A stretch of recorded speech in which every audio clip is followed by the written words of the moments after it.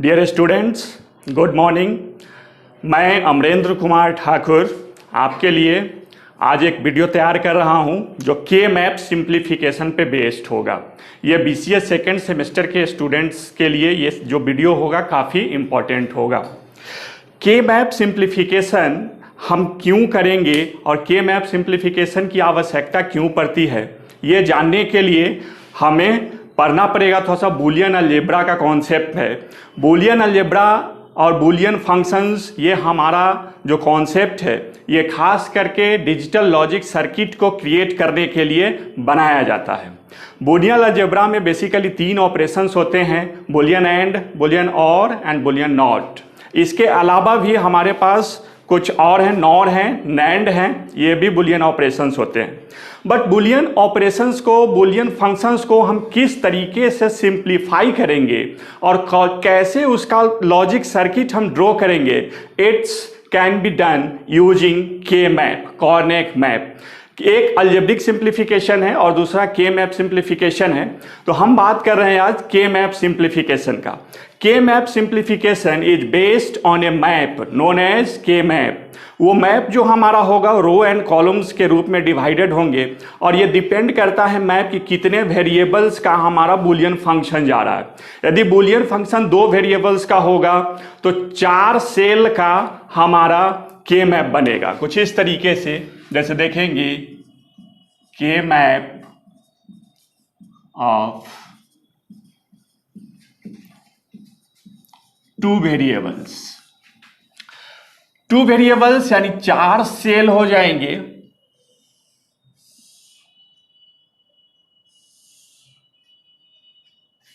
दो row and 2 column का। यहां पे हमने डाला A और B, ये 0 ये 1, ये 0 ये 1।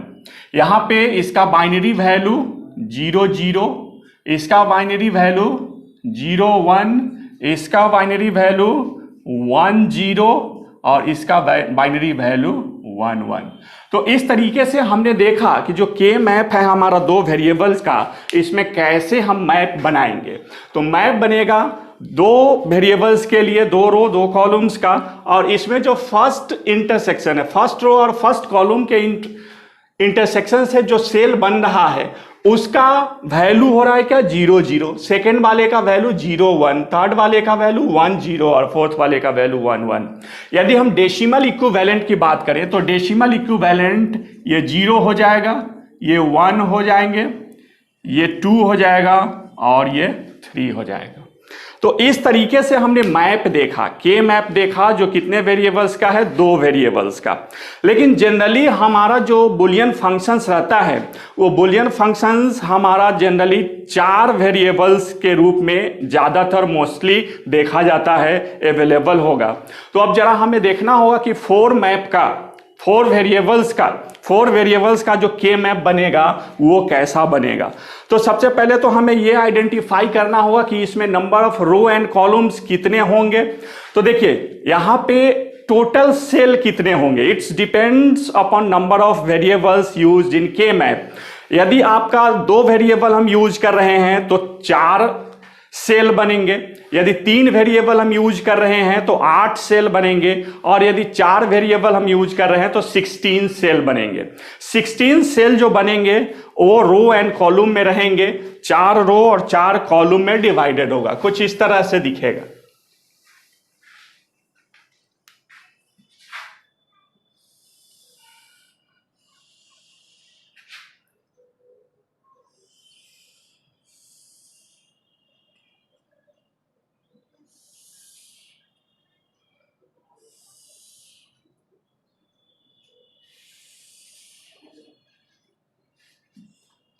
इधर AB कर लिया, इधर CD कर लिया।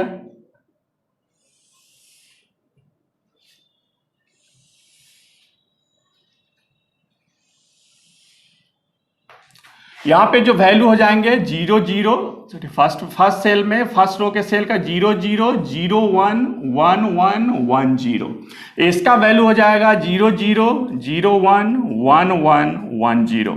और यदि हम इस सेल की बात करें तो इस सेल का वैल्यू 0 0 0 0। यहाँ पे ए बी का वैल्यू हो रहा है। एक्चुअली ये वैल्यू जो हम लिख रहे हैं, ए का वैल्यू 0, बी का वैल्यू 0, सी का वैल्यू 0 और डी का वैल्यू 0, यही वैल्यू हमने यहां पे लिखा। ये 4 0 हो गए। इसका जो हो जाएगा 0 0 0 1 हो जाएगा।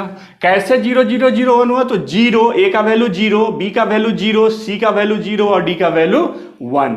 इसी तरीके से यदि हम इसकी बात करें तो ये 0 0 1 1 और ये 0 0 1 0।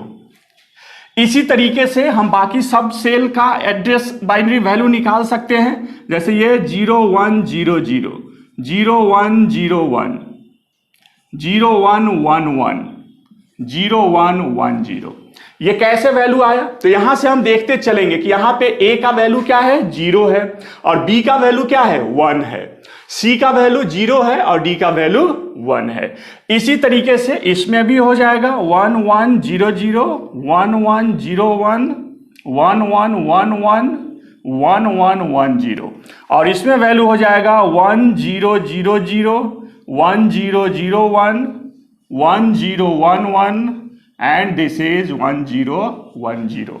यदि हम डेसिमल इक्विवेलेंट की बात करें तो डेसिमल इक्विवेलेंट में ये क्या हो जाएगा? ये 0, ये 1, ये 2, ये 3, ये 4, ये 5, ये 6, ये 7, ये 8, ये 9, ये 10 और ये 11। ये आपका 8 9 8 9 12, ये 12, ये 13, ये 14 एंड दिस इज 15। ये हमारा के मैप हुआ। कितने वेरिएबल का के मैप हुआ? तो 4 वेरिएबल का के मैप हुआ। तो K map simplification is based on a K map, और यहां पे हमने 2 वेरिएबल का और 4 वेरिएबल का के मैप हमने देखा। अब के मैप सिंप्लीफिकेशन की यदि हम बात करें तो के मैप सिंप्लीफिकेशन क्या मेरा यहीं पे एंड हो जाएगा या कुछ और आगे बढ़ेगा? बिल्कुल एग्जैक्टली यह और आगे बढ़ेगा। और फर्स्ट स्टेप के मैप सिंप्लीफिकेशन में जो हमारा होता है, फर्स्ट स्टेप है डिजाइन ऑफ मैप, यानी एक मैप बना देना। मैप जो बनेगा ये हमारा 2 वेरिएबल का, 4 वेरिएबल्स का, 3 वेरिएबल्स का, कितने वेरिएबल्स का होगा? It's depends upon the questions. अब सपोज दैट एक एग्जांपल देखते हैं, और एक एग्जांपल में हम देखेंगे कि कोई भी एक बुलियन फंक्शन दिया जाए और उस बुलियन फंक्शंस को किस तरीके से हम के मैप में मैप करेंगे, ये देखते हैं। एक example,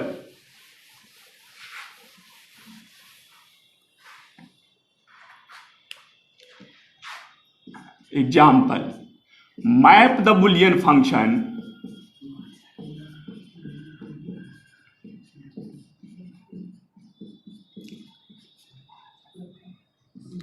f abcd is equal to 0 2 4 7 9 6 5। तो ये एक क्वेश्चन है हमारा। इस तरह का एग्जाम्पल में हम देखेंगे कि कैसे हम के मैप के थ्रू कोई भी बुलियन फंक्शन को मैप करेंगे। तो यहां क्वेश्चन से हमें ये क्लियर हो रहा है कि कितने वेरिएबल्स लेने हैं? 4 वेरिएबल्स है। तो 4 वेरिएबल्स का के मैप हम इस तरह से बनाएंगे, जैसा कि अभी थोड़ा देर पहले हमने बताया था 4 वेरिएबल्स वाले के मैप को।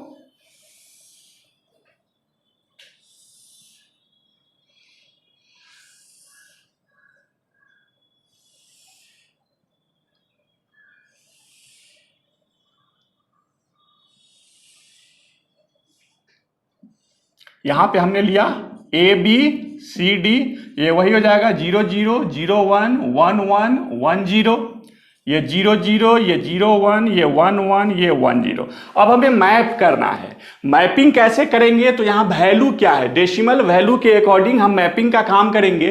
पहला जो डेसिमल वैल्यू है वो है 0, तो 0 के लिए कौन सा सेल ऑन हो जाएगा, ये वाला सेल ऑन हो गया, ये 0 हो गया। अब 2, तो 0 के बाद 0 1 2, ये वाला सेल हमारा ऑन हो गया 2। उसके बाद 4, तो 0 1 2 3 4, ये वाला सेल ये हमारा ऑन हो गया 4। उसके बाद 7, तो 4 5 6 7, ये हमारा 7 हो गया। अब 9, तो 9 कौन सा होगा,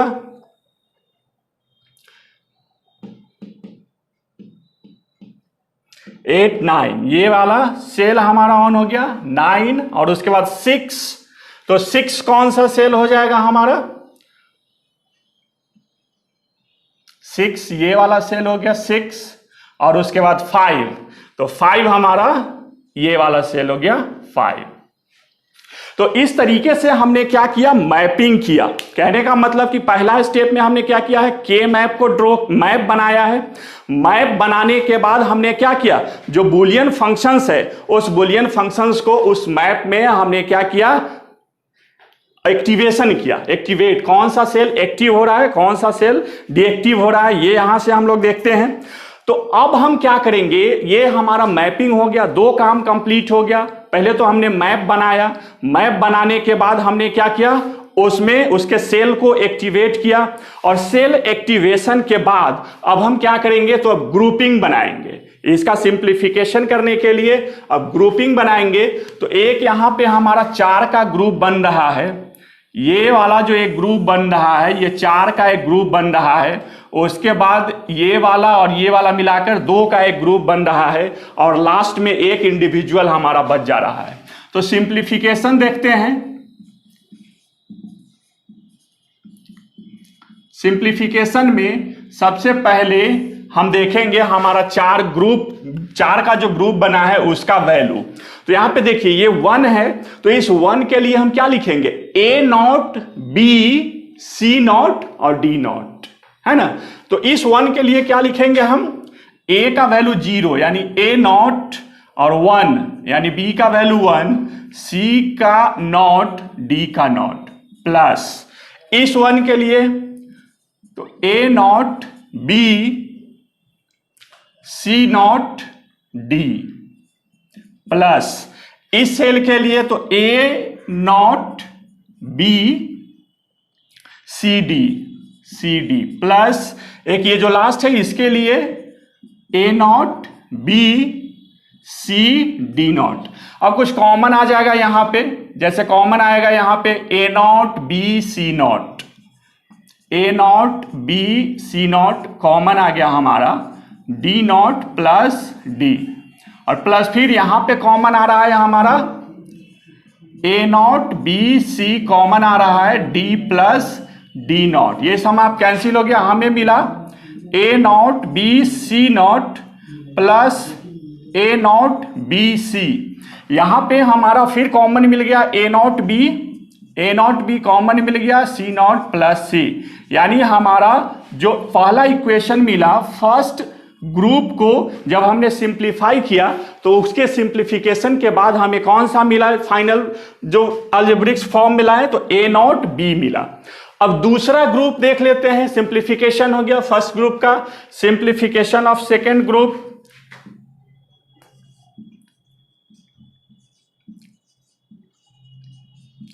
सिंप्लीफिकेशन ऑफ सेकेंड ग्रुप में हमारा क्या है, ये है, यानी A0 B0 C0 और D0 प्लस इसके लिए A0 B0 C D0। यहां पे हमारा कॉमन मिल गया A0 B0 D0 कॉमन मिल गया, C0 प्लस C ये कैंसिल, ये मिल गया हमें A0 B0 D। ये हमारा कंप्लीट हो गया दूसरा ग्रुप का इक्वेशन, सेकेंड इक्वेशन। और अब एक थर्ड वाला बच गया है जो इंडिविजुअल है। तो थर्ड वाले के लिए हम क्या लिखेंगे, थर्ड वाले के लिए लिख देंगे A B0 C0 डी। ये हमारा थर्ड इक्वेशन हो गया। यानी बुलियन फंक्शन जो हमारा था वो न्यूमेरिकल फॉर्म में था और अब ये बुलियन फंक्शन हमारा अलजेब्रिक फॉर्म में आ गया। और अब f इज इक्वल टू जो हमारा होगा वो f इज इक्वल टू क्या मिल गया, तो यहां पे f इज इक्वल टू हमें मिल गया a not b plus a not b not d plus a b not c d, a b not c not d। This is the equation. ये हमारा मिल गया हमें। अब हम क्या कर सकते हैं, तो अब हम इसके लिए क्या कर सकते हैं, तो लॉजिक सर्किट को ड्रॉ कर सकते हैं आसानी से। तो आज के वीडियो में इतना ही रहने दे रहे हैं। पसंद आए तो इसको लाइक कीजिए, शेयर कीजिए और अगले वीडियो का इंतजार कीजिए। नेक्स्ट वीडियो में फिर हम लोग आगे पढ़ेंगे। Thank you.